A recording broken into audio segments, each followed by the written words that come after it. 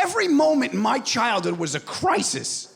It didn't matter how insignificant. Everything was a tragedy. It was like growing up in an opera. It was like, you took my keys. You took my keys. I know you took my keys. I did not. I did not. I did not. The toilet's clogged. Again. Bring me the plunger, I will fix it. Get it yourself, I am not your slave. I will plunge a toilet, I will plunge a toilet. What do I see? It's my keys.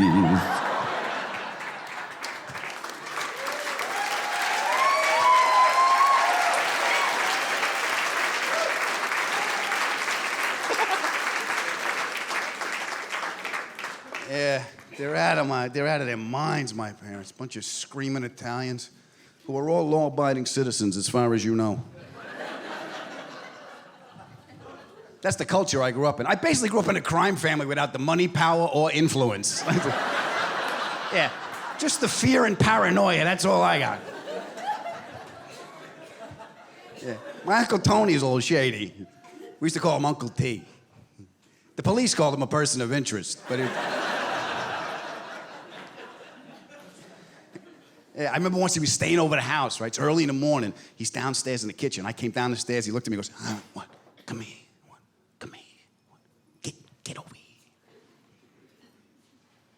You want eggs? What? I'm making eggs. You want eggs? Yeah, I'll have some eggs. Shh, I don't want the neighbors to know I'm making eggs. Like the neighbors are going to kick the door open. Like, where's the eggs, Tony? Where's the eggs? Don't you move, Adam. Get the cheese. I want an omelet. I want it now. To this day, every time I make eggs, I gotta lock the door. Every omelet I make has tomatoes and fear in it. I think of my Uncle Tony every time I tie a tie. Yeah, I was a little boy, he taught me how to do it. He said, hey, come here. Let me show you how to do this. You take the tie, right? And you talk to the two ends of the tie. And you tell them what you want them to do. You go, hey, you two guys. You go around the alley, you go up the back stairs. Cut across the roof, you come down in front of the awning like you didn't see nothing. Then you walk, you do not run, you do not look back, and you meet above the belt buckle and make sure everything is even Steven. Now we take a pair of scissors and you cut the back of the tie off. This way nobody can choke you with your own tie. I was 12. Do you see where the paranoia in my life might have come from? I was making my confirmation. Father Dominic's in the back room like, boys, it's a big day for all of you. God loves each and every one of you. Adam, look how handsome you are. Let me fix your tie. I panicked, dropped, and swept the leg. I did that joke on TV and I got a bunch of mean tweets. You were painting the Italians as criminals. There's an insult to us. Shut up. Really. I mean, the biggest insult to the Italian people is the Olive Garden. I mean, come on. Seriously. That escaped your notice and you're coming after me? Come on. It doesn't even look like an Italian restaurant. No self-respecting Italian restaurant's gonna have a window that big so people can drive by and aim. I had kind of a classic upbringing. My mom stayed at home, my dad worked. My mom, way too nice, I could get away with anything. Dad, he could get like too intense. You know, I always say if it was just me and my mom growing up, I would be in jail right now. And if it was just me and my father, he would be in jail. And I would be in a wheelchair. No, I know. I mean, some of y'all, I know you had a dad like that. Like, he never crossed the line, but he got pretty close. Like, there's a handful of times I set my dad off. I just make him so mad, he'd just scream out the first punishment that came to the top of his head, storm off. About 20 minutes later, he'd walk back out. All right, your mother and I discussed it. We determined you actually do not have to carry me on your back to my job every day. As previously shouted. They were a great happy medium, the two of them. And I got my humor from them. They were always messing with each other, poking fun at us. It was a great atmosphere. And my mom, she was the easy target, my poor mother. Just this last Thanksgiving, she always makes the turkey. I was giving her a hard time. I'm really laying into her. I'm like, Mom, you overdo the turkey. I got to be honest. We have tools now. We can check when it's perfectly cooked, take it out. Because I don't know about y'all, Utah. I grew up in a household where they were like, we're pretty sure the meat's done. Let's cook it another 4 hours.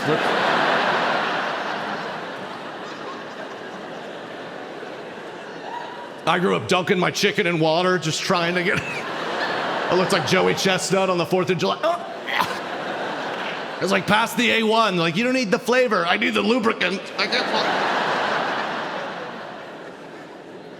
We love to roast each other. I was roasting my mom, but my mom, the thing about her, she'll roast you right back. And she's visiting my house soon. And it's very scary when your boomer mom comes to visit your situation. They always have thoughts. They do. Don't they? My mom is coming to town. She's gonna judge me up and down, but don't misunderstand, she won't lecture me. She's gonna do it passive aggressively with just a look, a disappointing look. Reminds me of my childhood. Gotta get it back real good. So I changed her password on Facebook. Thank you.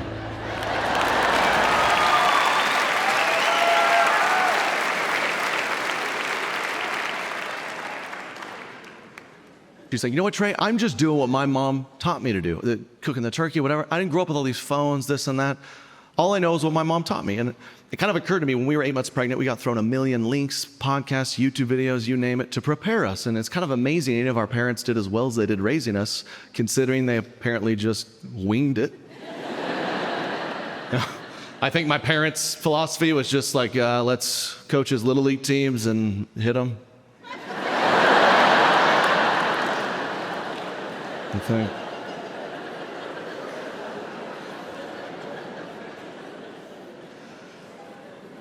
But no, I know my dad loved me. I think a lot of my generation, we like to blame our dads for their problems. Blame your dad. My father didn't convey to me he loved me enough. So I have nervous poops to this day. It's like, well, did your father ever show you he loved you with his actions? It's like, well, he worked every day for 45 years with no sick days, but I never got a poem. Maybe he loved you, maybe.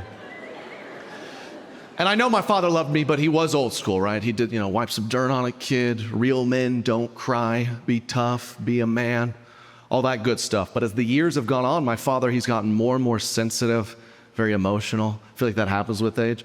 Now, every time I see my father, I leave him. I'm like, all right, bye, Dad, love you. I'll talk to you later. He's like, all right, I love you so much, Dad. Well, I hope you know how proud I am of you. I was like, well, it's too late now. It's too...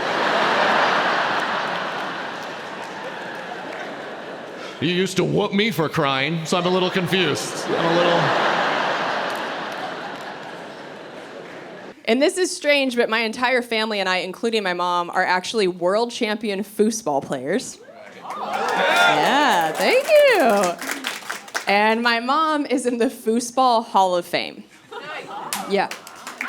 But every time my mom gets a new nurse, the nurse will always ask her about her life. And my mom always goes, well, I'm in the Foosball Hall of Fame.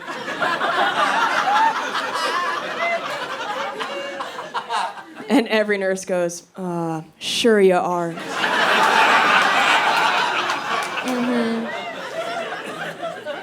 And I'm always standing there like, oh, yeah, no, I know that sounds made up, but I swear it's real. And the nurse is like, hey, you don't have to.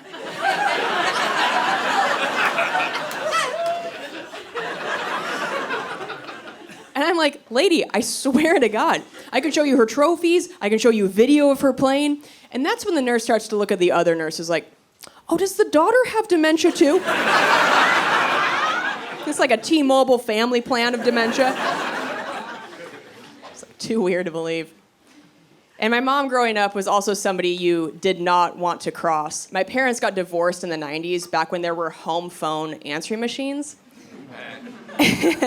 And before the divorce, our answering machine message was my dad saying, "You've reached the Cooks, please leave us a message." And then after the divorce, my mom had changed it to her just blasting Alanis Morissette's "You Oughta Know."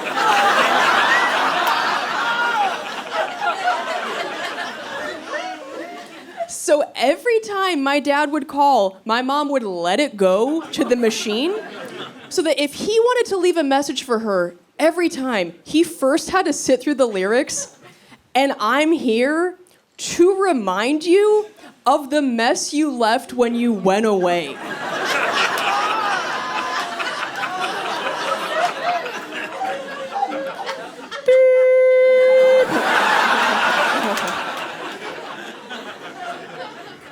I mean, that's a bad move right there. That takes balls. Because it's not like that was just the message for when my dad called.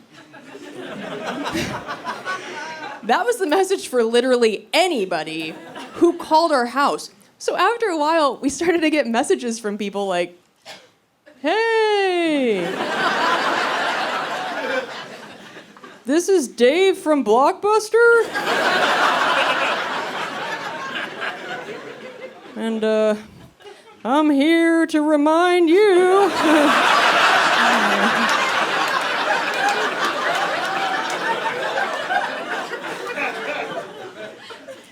"Your Space Jam VHS is overdue. Really sorry about whatever you're going through." I think about having kids. I do. I'm 37. I could have kids. I think about it. Until literally every time I call my brother, who has 3 boys under the age of 12. Yeah. Every time I call him, 30 seconds into our phone call, his entire life turns into the back half of the film Point Break. We'll just be chatting along, and then out of nowhere, he's like, 1 second, "What's in your hands? Show me those hands!" "One's on the roof, one's on the roof. Where'd you get a Nixon mask?" That joke does better if you've seen Point Break.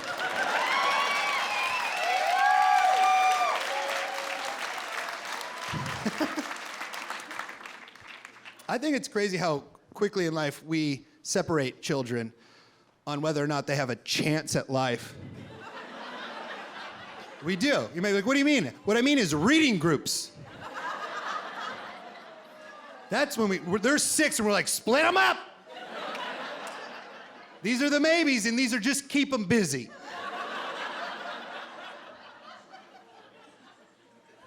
But they don't say like which one's the smart group and which one's the dumb group. They're cute with it.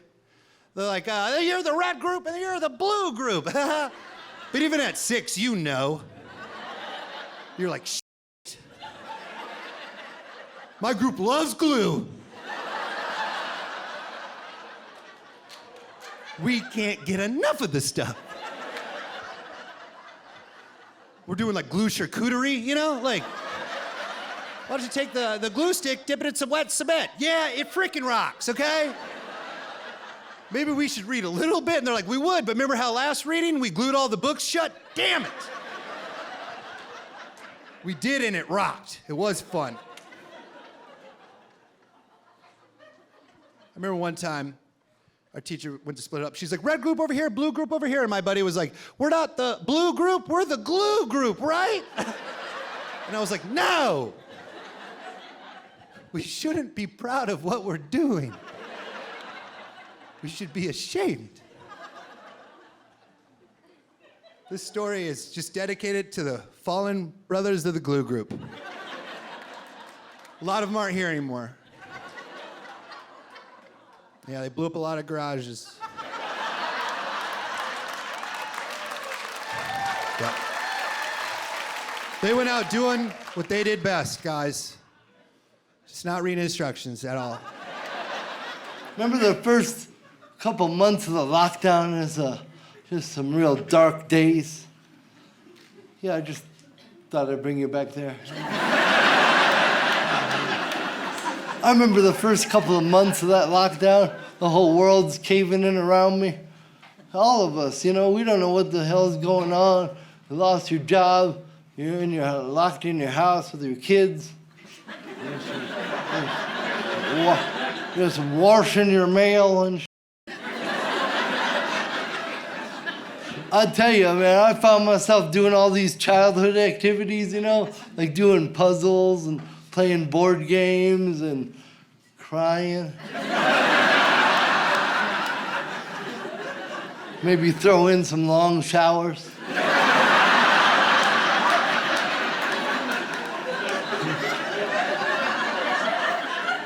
Sometimes I'd cry in the shower. Just multitasking. I'll tell you this about the pandemic, I would rather cry than do a fucking puzzle. I'd rather eat a puzzle. 1,000 pieces, no problem. And then in the morning, I shit at a rustic farmhouse.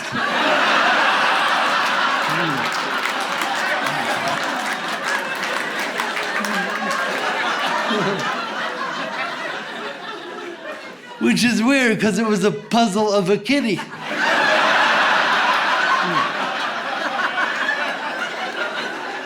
Something ain't right down there. Something's off.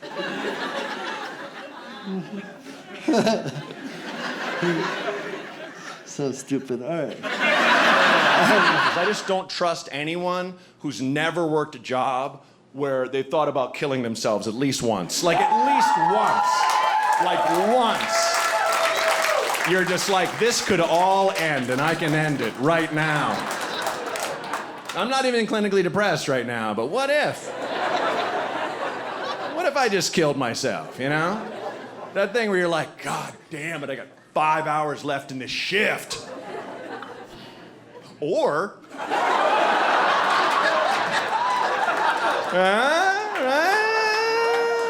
swallow 25 aspirin, I don't know. Whatever it takes. When you're bar backing, all you're doing is washing glasses and putting them away. Just stack them, put them away. And there's 2 or 3 bartenders that are slammed, and you're not allowed to make drinks. And there's beers and ice in front of you, and taps and liquor bottles behind you, and people are just like, just get me a drink. Just pour some whiskey in a cup. It's right there. There's a beer right there. God damn it. You're like, I can't. Please stop yelling at me. I'm not allowed. I'll be fired. Please, sir. What are you, a stupid monkey? You're just like, God damn it. I remember looking down at a stirring fork and being like, all it would take is just 2 right there. Just right there, and just bleed out in front of this dickhead. Looking at him, sit on a stool and be like, you did this. Just break all his drinks in half with my face and slide down the bar. Clean this up. Just die right there, staring at him, still dying. All behind the bar. You're cleaning this up, sir. You are. I don't know what you said. It crosses the mind, Absolutely. But I think those jobs hone you and make you into the person you're supposed to be. If you've never worked a crap job, that's bad, because you're not your truest self, I think it's like MMA or something, right? It kind of makes you, tough in your own way and find the real you. I was always a funny person growing up, I was always class clown and stuff, but I would get accidentally hilarious when I was a bartender. When I was slammed, and stuff would just come out of me, that would kill. And I'd be like, I was just being serious. What, that was funny?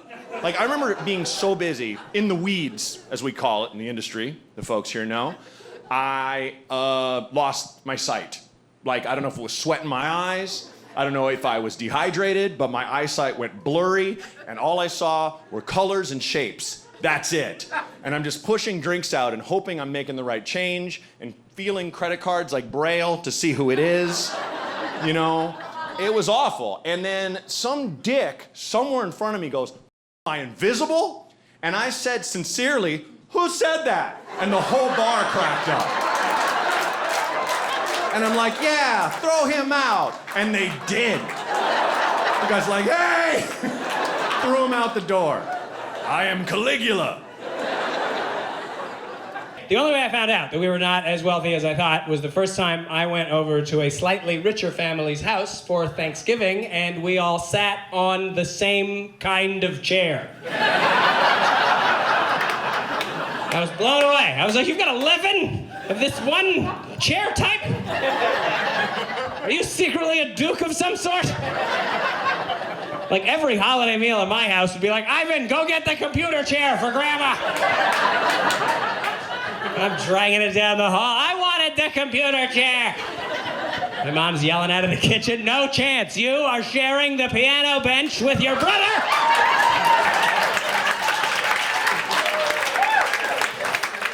And you know it. We didn't have a piano, by the way. It's just the bench. My uncle's at the end of the table sitting on a yoga ball. Got a hole in it nobody can find, so he's slowly sinking for the entire meal. And I was like, "I don't think we're as rich as I thought." So this was a problem, of course, when it came to buying a diamond ring. I didn't know anything about it. I knew I had to go to a jewelry store. I knew that I was going to interact with a commission salesperson at that store, which I was nervous about because I'm uncomfortable around commission salespeople. I'm very easily bamboozled by their tricks. I'm sure you can all tell this from my general vibe. Anybody watching this that works in sales, as soon as I walked up here, thought to themselves, "This guy buys extended warranties."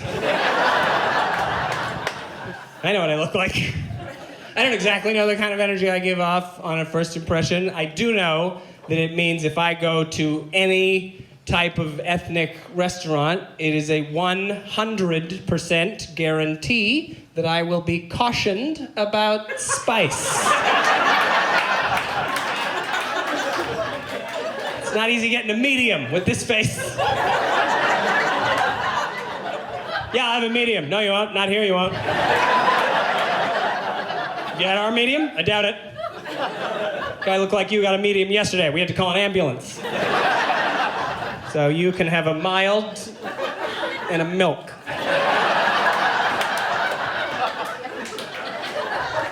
There's a lot of things I wish I knew going into this jewelry store. Number one thing I wish I knew about buying an engagement ring is you don't get to take the ring home from the store that day. Whoops, wish I knew that. They gotta make it the right size. So I just drove to the mall, maxed out my credit card, and then drove home with nothing. Like, gee, I sure hope they call.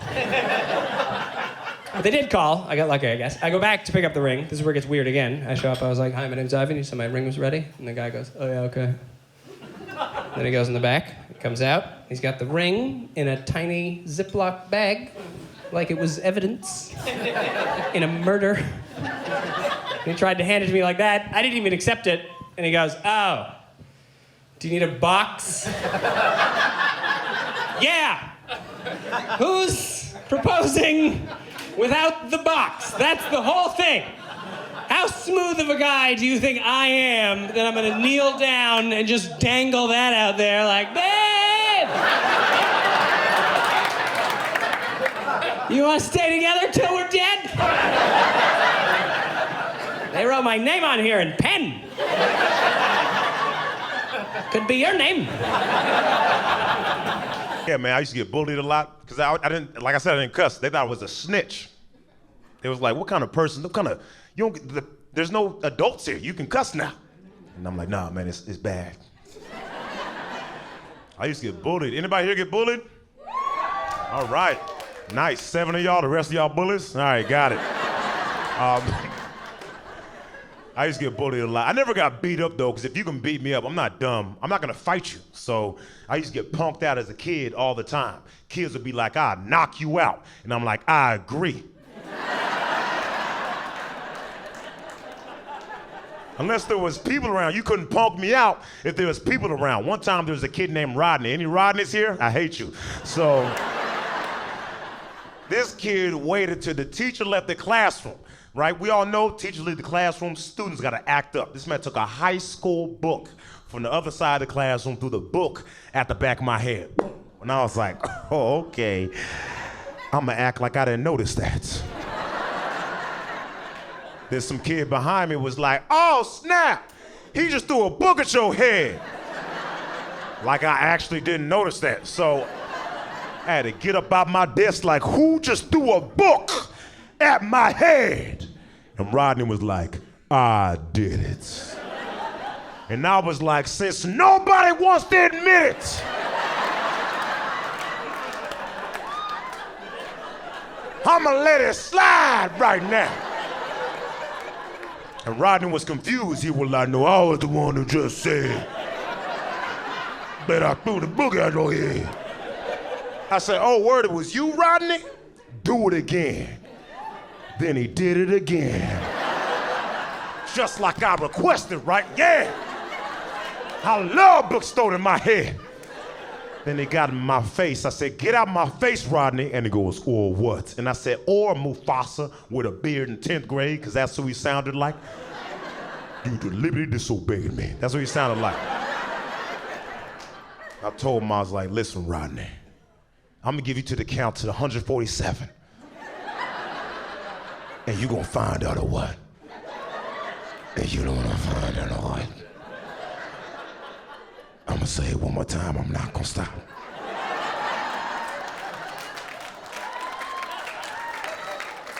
He was like, do it. I said, oh, word. Want me to do it? Cool, say less. 1.5.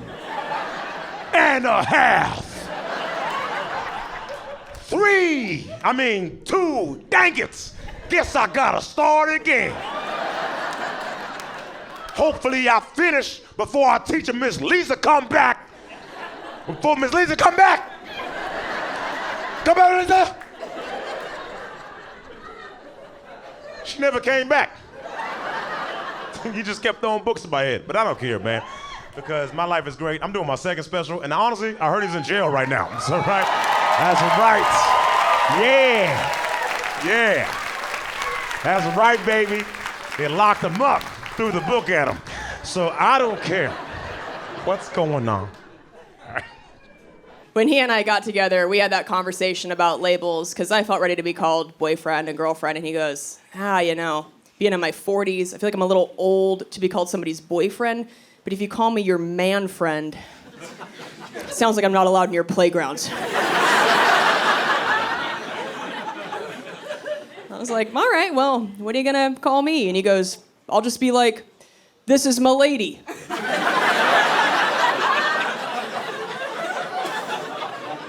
And I was like, well, we're not at a Renaissance fair. So no. Also, I can't use the equivalent of that. I can't be like, Mom, Dad, I'd like you to meet my lord.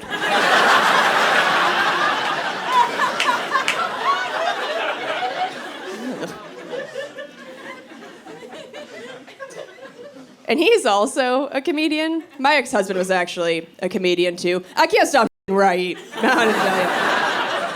My love life is a Chipotle. Just keep the eating and all under one roof. It's very convenient, very farm to table, you know. They're right there. And I wasn't much of a jealous girlfriend in my 20s, but then some switch flipped in my 30s. And now when I see somebody hit on the person I'm with, I just feel myself anamorph into the cast of Jersey Shore. I am ready to brawl. And he does get hit on. When he walks on stage, women whistle at him. And at comedy clubs, there's usually a security guard in the back to kick people out in case they heckle. So at his shows, I've just started to stand next to the security guard. And if I see a woman laughing too hard at one of his jokes, I just walk up and I'm like, hey, I'm gonna have to ask you to leave.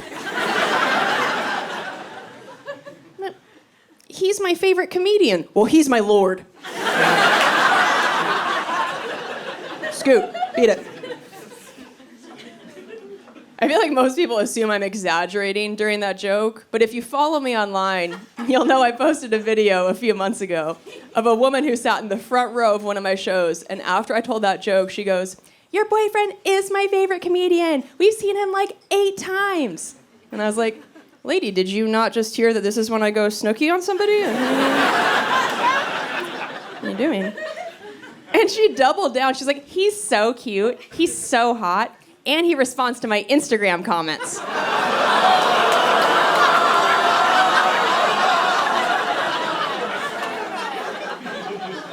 And that's when I took out my hoop earrings. All the men in the crowd were looking around like, "Jerry, Jerry, Jerry." It's like, yeah, time to f*** around and find out, madam. Get up here. I don't actually worry about my boyfriend cheating on me. I feel like men's bodies start to really turn on them in their 40s.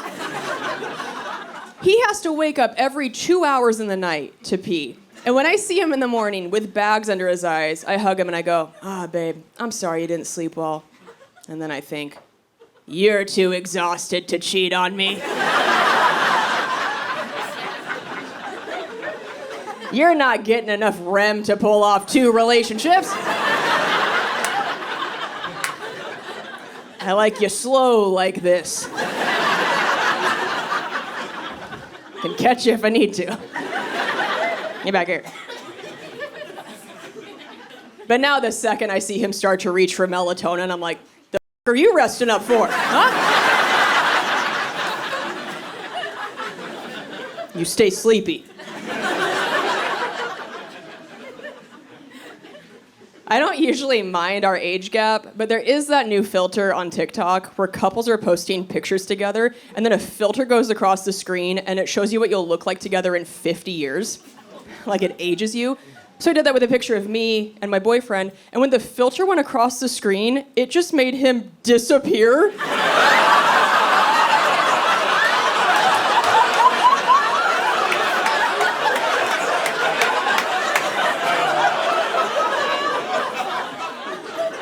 Just me holding an urn. I was like, "What?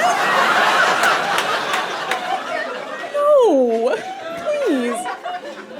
And my boyfriend was like, "I want to see the picture." I was like, "Oh, my phone died." And so did you. What am I gonna do? He does hate that he looks older than me. He's been trying to get me to look older faster. I think he wants to like microwave my face. On my birthday, as a prank, he hid all of my expensive skin creams, and when I opened my bathroom cupboard, there was just a pack of cigarettes. Like a tanning bed coupon. Well, be careful what you wish for. You're gonna wake up next to Mick Jagger.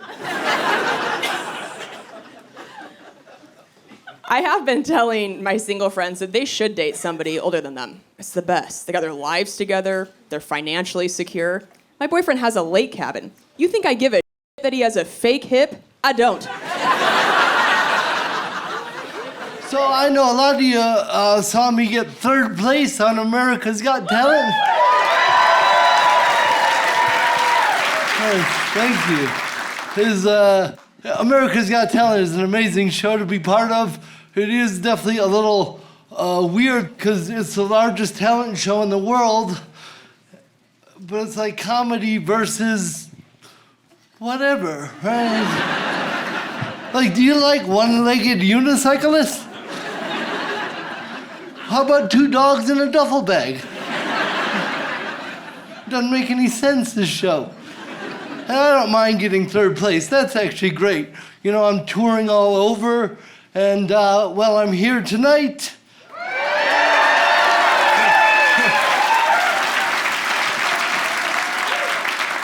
Well, because this is what 3rd gets you.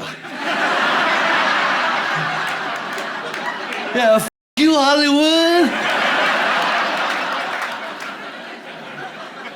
I'm going to Greenwood Village. Yeah. Vegas can suck it too. I'd rather be here any damn day.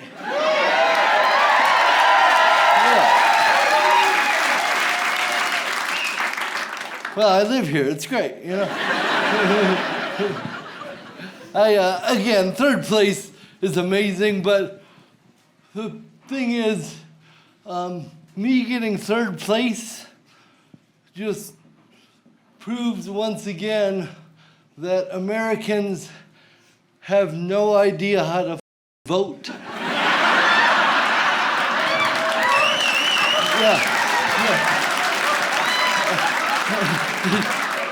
Every chance you get, you f it up, man. Oh, well, this guy seems like a real dumbass, huh?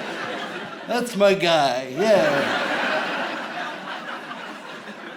America's Got Talent, though, is they want to like get you to say crazy things in these interviews, so they'll be goating me like, so Josh, do you think that you're funnier than a little girl that can sing Pavarotti? I sure hope so. I know I could hip check her in the hallway, and I never wanted to beat up kids more in my life. Little talented, get out of here. I will say this about America's Got Talent: it's very inclusive to the disabled community. Yeah. I mean, some people call it exploitation, but that's...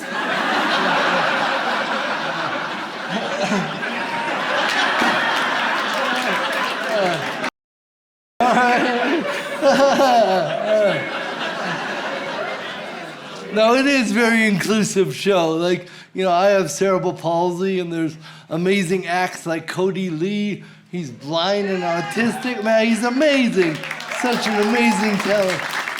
And then, like, it just all walks of life, like ballerinas with no arms, and like all the way down to magicians.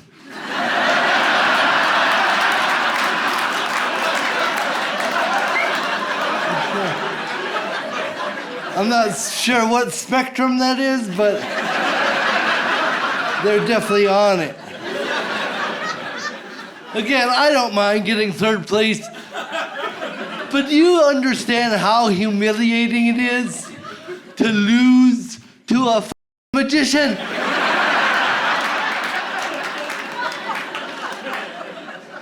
I've never been more embarrassed in my whole life, I'm telling you. We were at a restaurant. We were at a vegetarian restaurant. Lot of people. I didn't know all of them. And I did. We're there, the group, and I made the mistake of casually mentioning I was not vegetarian. And this one dude, most people are cool, one dude, what?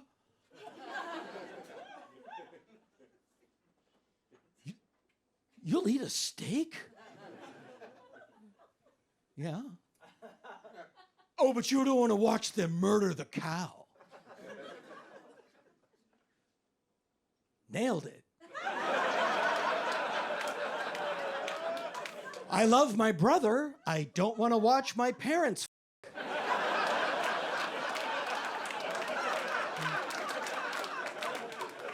You don't have to drag everything back to the point where it's awful. Everything is awful eventually. So I know a couple from back home, back east. The husband did not get vaccinated. The wife did get vaccinated. The husband got COVID. The wife did not get COVID. Do you know why? Because the husband was standing in front of the wife when the wind blew the COVID at them.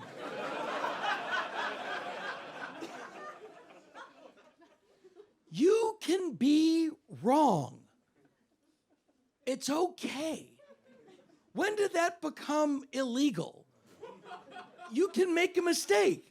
You don't lose time off of your life. I was at a yard sale, not to brag.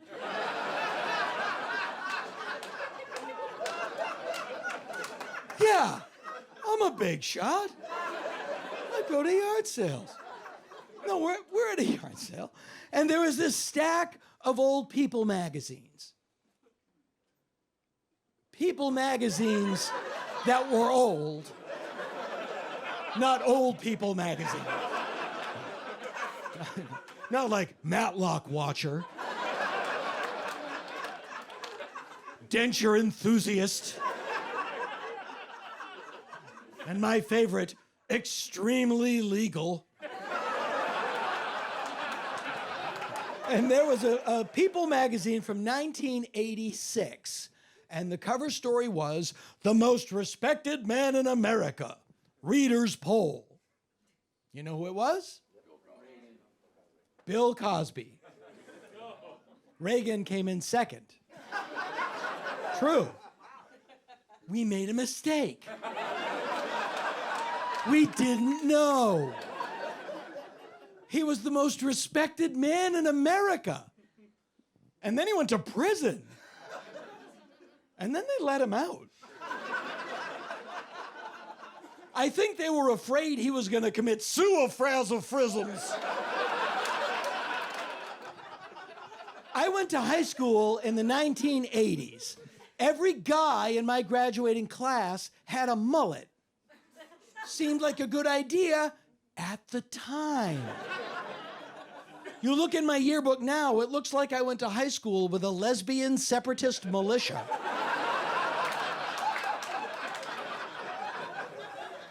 One day we'll be like that about vaping. Seemed like a good idea. The great taste of steam. And the ultimate example of we didn't know. Michael Jackson. We didn't know. And he didn't give us any signs.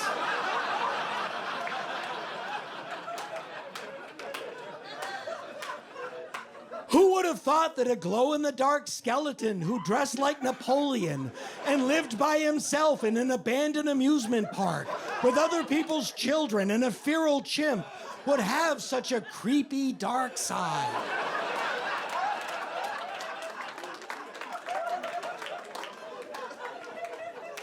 So I was in the airport the other day, and I see this really sweet sight. I see a woman, she's walking with her little boy, and the little boy is walking with this little dog.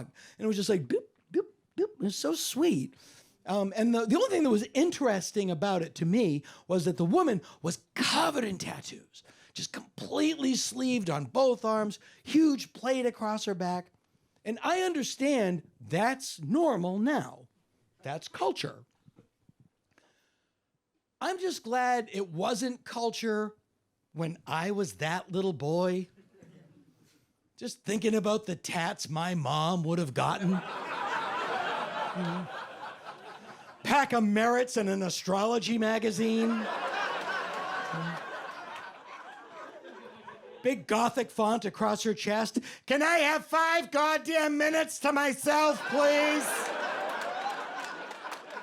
And don't think I'm not gonna tell your father what you did when he gets home from work. Although God knows when that's gonna be, because it's Thursday night and he got his paycheck, so he's down at the bar with his friends, buying everybody rounds like we got all the money in the world, and then he's gonna come home and to me that we're broke, like I haven't seen a $20 bill since Johnson was the president. I'm sorry, Mrs. Gould, we're all out of back. Well, find somebody else, I'm still angry. Now, I don't want to be controversial, but I actually think that sports are a treacherous place for little girls. You know, like, I played volleyball against OJ's daughter growing up. Chill, I'm still alive. No, I did. I played volleyball against OJ's daughter growing up after he got out of jail the first time. For murder. It was crazy. He came to like all the games for 2 years after. And I'll tell you what, it was wild being 10 years old and seeing him on the sidelines. Because sometimes after I would score, I'd just look over at him and be like, wow, we're both killers.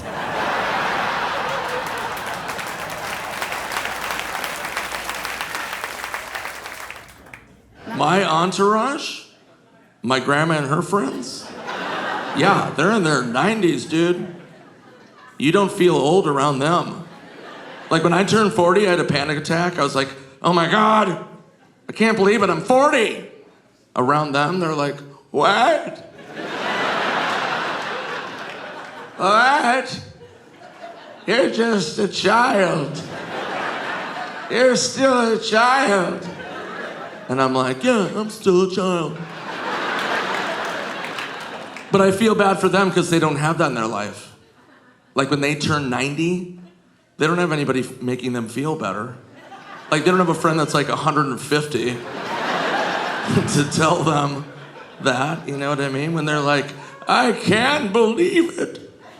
I am 90. They don't have a 150-year-old friend like,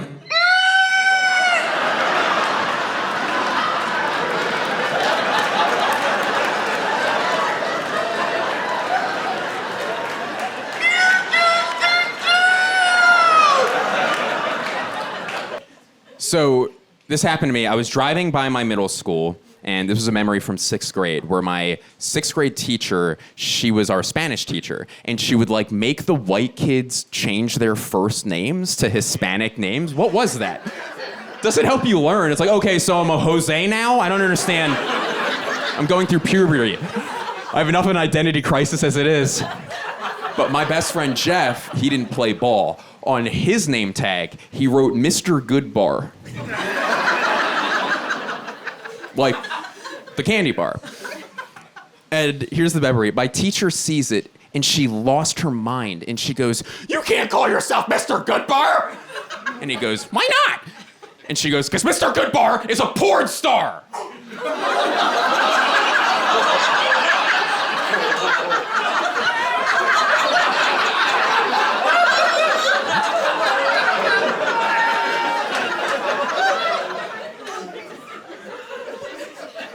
And I'm like, there's no way I'm remembering that correctly. So I looked it up. And it turns out Mr. Goodbar was a very famous porn star in the 80s. But we didn't know that because we were 11 years old.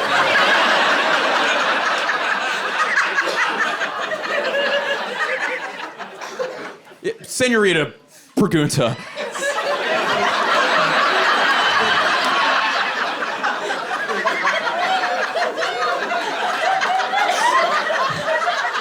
If I may, one pregunta. Como se dice too horny to teach? How do you say that? And so I have like 4 old dude male comic friends who I swear to God are nice enough guys. But they have recently said to me that you can't even flirt anymore, man. You can't even flirt. You talk to a woman, she thinks you're harassing her. And I have this to say. Are you sure you're flirting? Because I've never flirted in my life. I am married, but not because of any interpersonal skills, right? I'm married because of online dating. Online dating is the last bastion of you can go somewhere and look at each other and both of you go, well, I would make out with that. Would you make out with this? And then you move forward from there. And that's why I'm married. Prior to internet dating, I had 2 ways of hitting on guys, and one of them was stone cold sober. If I liked a guy, I would stand next to him for years. Absolutely never successful. Second way, I'd get liquored up. I'd go to the bar. I'd walk up to any promising dude and go, this needs a tune-up. You want in? Neither one of those is flirting. One of them is harassment. Right here. How do we know? How do we know? Because of how the men would respond. That's how we know. Almost all of them said, ew, no. And then some of them said, sure? We then proceeded to have what can only be called consensual but regrettable sex. I don't know.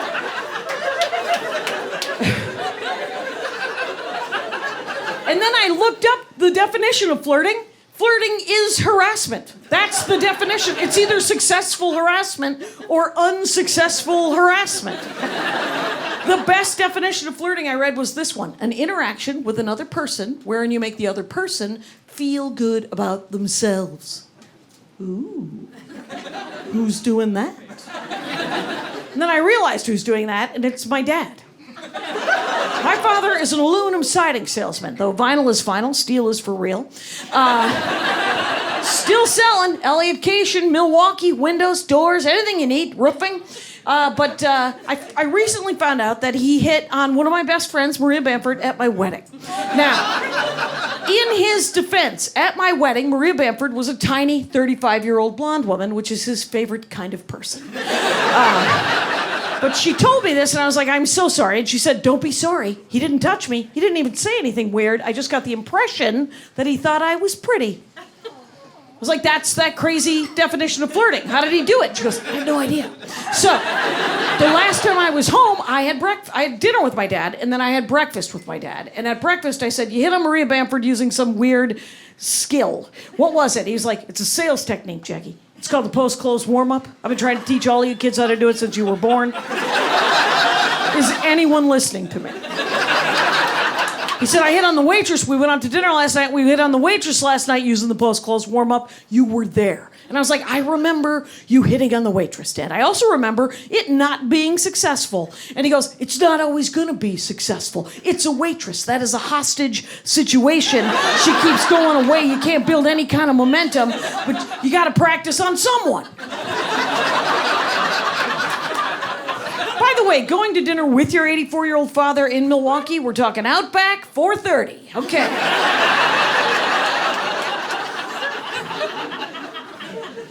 The waitress came to the table. My father looked at the waitress and said, you are very good looking. You look very familiar. Are you an actress? You are very good looking. You look very familiar. Are you an actress? And she said, no, I'm a waitress. What would you like to drink?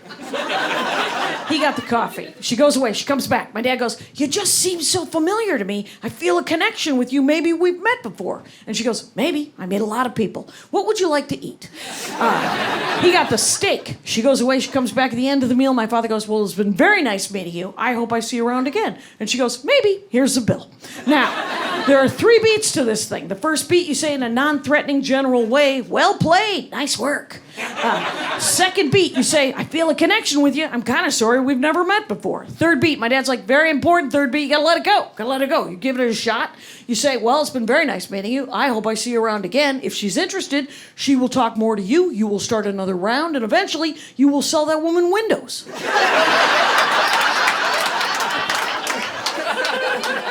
I love my father a great deal. And if you were to look at him objectively, actually, I don't recommend that.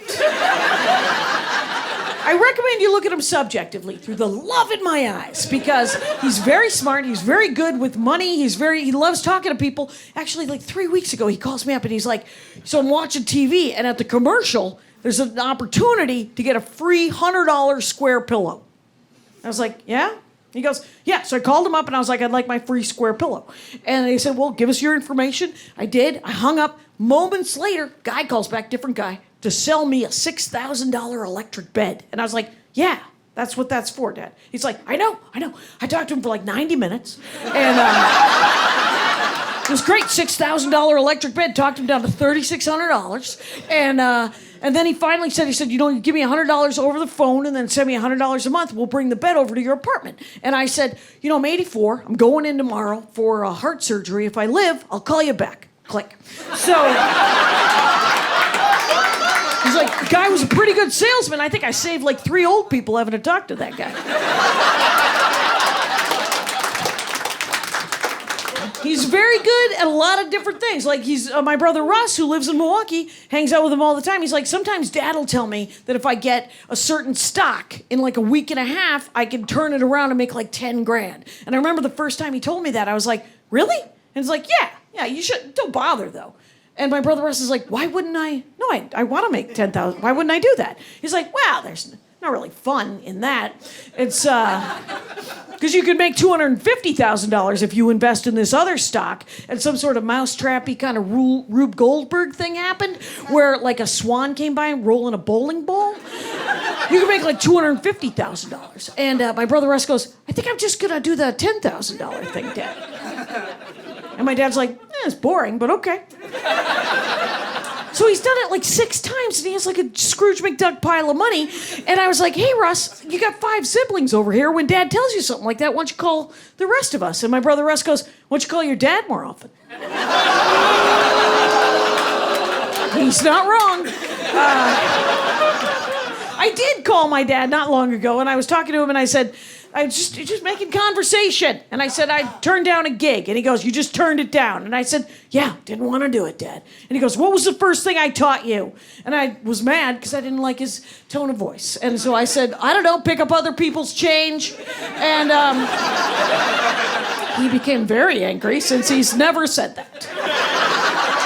He said, no, the first thing I taught you all was never say no without a number. And I was like, that does sound familiar. What the heck does it mean? He goes, you don't say no. You say, I'd love to do that. I'm going to need, and then you pick a giant number. And I was like, 17 grand. He's like, that's a good number. He's like, odd number, strong. He's like, I would love to do that. I'm going to need $17,000. And then they say, oh my gosh, we don't have $17,000. And then you say back, well, thank you so much for thinking of me. If your budget ever goes up, keep me in mind. But know that my prices are always rising, so you can turn it down in perpetuity. And I was like, that's the greatest thing in the world. I'm totally going to do that. And I tried to do it, and I did it wrong. I asked for $2,000, and I got it. So I called my dad, and I said, never say no without a number didn't work, Dad. And he goes, yeah, every experience is a learning experience. What'd you ask for? And I said, $2 grand. He said, no, you know what you learned? Everyone has $2 grand. Yes. And now I have $2 grand, but I have to go to Montana in February.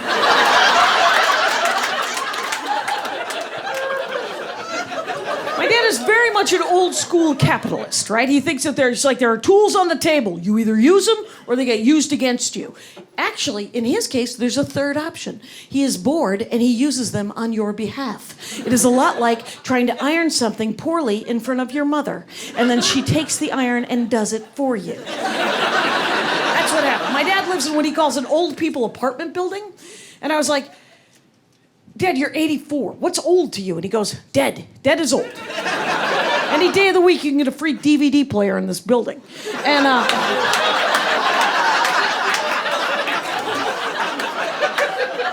he says, okay, so I'm walking by the common area, and inside the common area, there's an old guy, like 94, 95 years old. He had just gotten out of the hospital. He had just had surgery, and he has Medicare. He has secondary insurance, but he was kind of freaking out. He was almost crying because he had gotten 2 more bills, one from the hospital, one from the surgeon, for more money, for like 30 grand, 35 grand, and he was really upset. My dad pauses, and he goes, can you believe people think they got to pay hospital bills?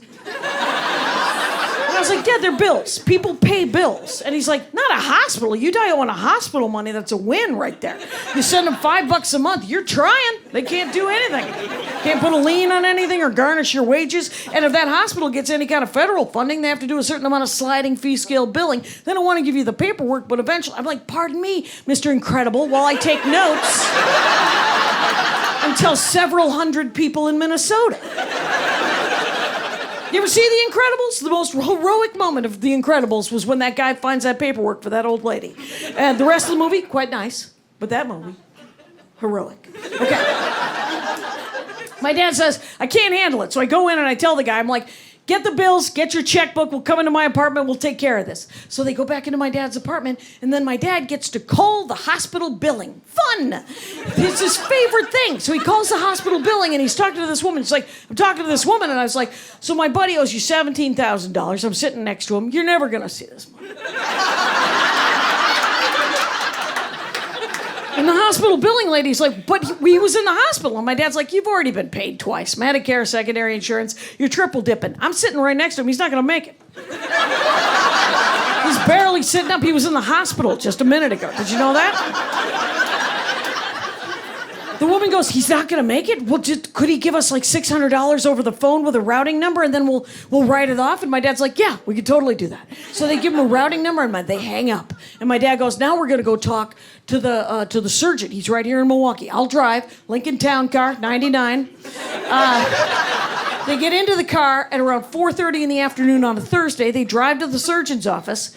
And my dad Goes into the surgeon's office. He goes up to the receptionist and says, my buddy owes you 15 grand. He's here. He's got his checkbook. We'd love to talk to the surgeon. The receptionist is like, please come and sit down. So it's 5 to 5 on a Thursday, and my dad is like, starts in with the surgeon. He's like, yeah, you're never going to see this money. Look at this guy. He can barely sit up. He just had surgery.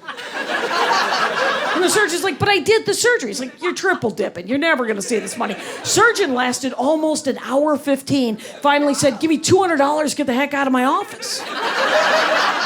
So they write the check, and they're driving home, and my dad goes, so we're driving home, and I say to the old guy, let's stop at McDonald's and get a senior coffee. You could buy me a senior coffee. Get this, guy would not buy me a senior coffee. 59-cent senior coffee, guy wouldn't do it. And I was like, Dad, why would that guy want to spend another heartbeat with you? You just spent 5 hours telling anyone who would listen that he was a dead person. He's like, yeah, but I just saved him like 30 grand. And I was like, did you do it for the coffee? And he's like, yeah. I don't need to get paid a lot. I just need something. Anyway. My father he's a good guy. When I had breakfast with him, he said, you know, your Uncle Johnny's son Jimmy has the dream job. And I was like, yeah? You know, I'm on TV sometimes, Dad. What's the dream job? And he goes, he drives a cement truck. I was like, wait, that's the dream job? And he goes, yeah, you know the truck that spins? He gets to drive that truck. I was like, yeah, that's the dream job? He said, yeah, you gets to drive up into buildings and pour cement. I'm like, wait, driving a cement truck is the dream job? And my dad goes, it's the truck that spins, Jackie.